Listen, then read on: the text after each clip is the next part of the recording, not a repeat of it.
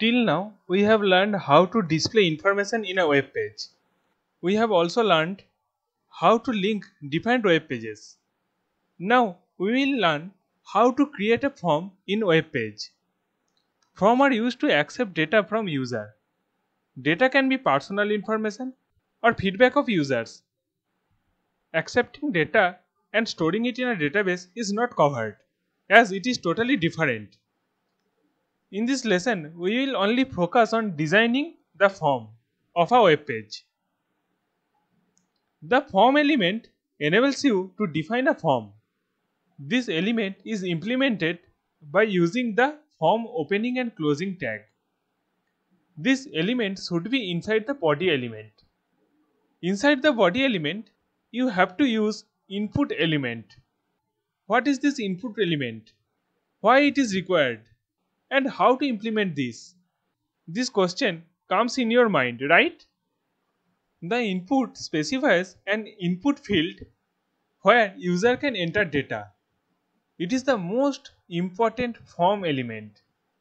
It enables you to insert fields in the form like text box, password field, checkbox, option button, and many more. It can be implemented by using the input opening and closing tag. It supports some attributes like type, which defines the type of the fields to be created like text box or password or button or something else. Next one is name attribute, which specifies the name of the field. And third one is value, which is used to specify the default value for a text field or password. In the next slide, we will see some values of type attribute. As it is said earlier that type attribute is used to specify the type of the field to be created. Now we will see some values of type attribute. First one is text. It is used to create a text field. In this text field, data can be entered within the same line. Multiple lines are not allowed with this value. What syntax we have to write for this? See it. First, start the input tag, then use type attribute and its value will be text. Then we want to specify a name for this field. So name attribute and give a value according to your choice. You can skip those commas and then close angular bracket. Then close input tag. If we run this command in browser, what will be the output? The output looks like this. Note that this input element should be within the form element and form should be within body element. This is for text field. But if you want to create a password field, then use value as password of type attribute. As we all know, password is hide from all, so it replaces the text with an asterisk sign. The HTML syntax to create a password field is type value is password rather than text. The output will be this. Here we already typed in the password field to show the password is hidden. Hope that till now it is clear to you.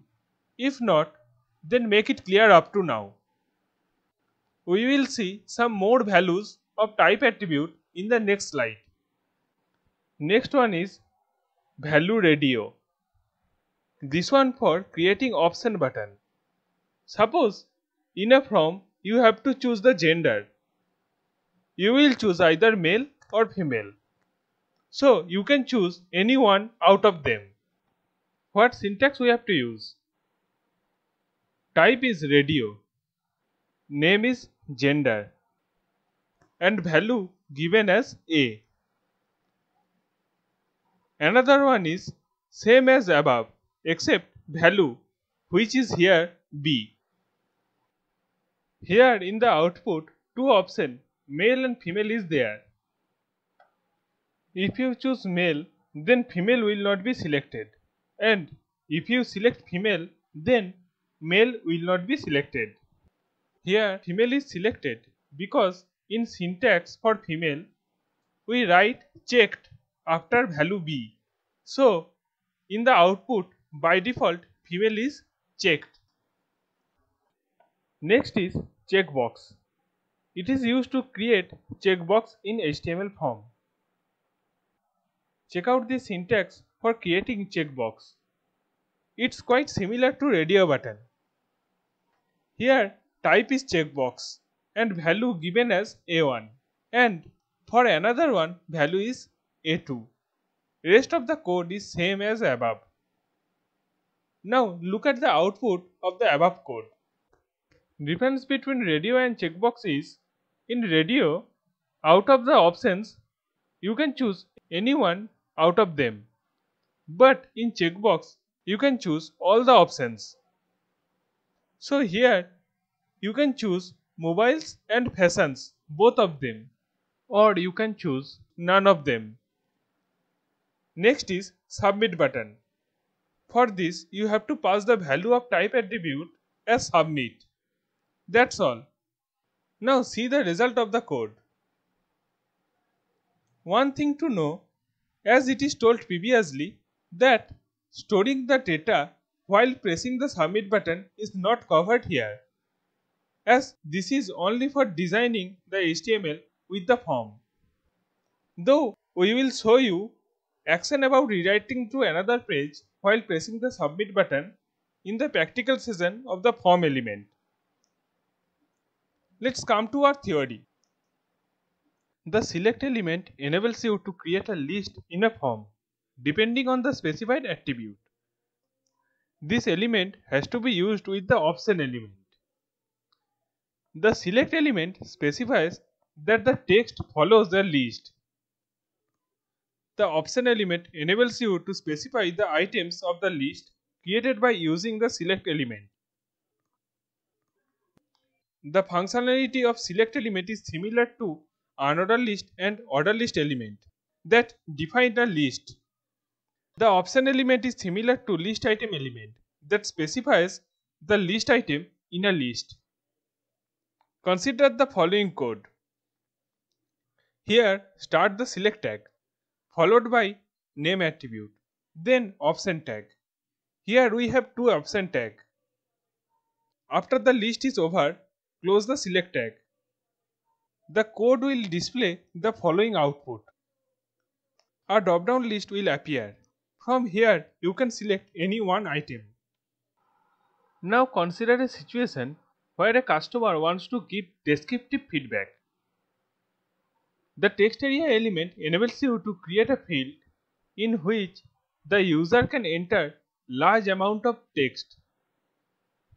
This element is implemented by using the text area opening and closing tags. The text area element supports the following attributes. Rows. This attribute enables you to set number of rows of text will be visible without scrolling up and down in the field. Calls. This attribute enables you to set the number of columns of text that will be visible without scrolling left or right in the field. Name. This attribute enables you to specify name of the text area field. Consider the following code. Here we start text area and then name attribute. Give value of name attribute as per your choice. Then we set the row count to 5. That means only 5 rows can be visible without scrolling. Similarly, we set calls to 25. Then close the text area. Then close the text area tag. Now look at the output of this code. That's all about this lesson. If you like this video, then give a like and subscribe this channel and hit the bell icon. If you have any doubt, please comment and share this video with your friends. See you guys in the practical session. Thank you.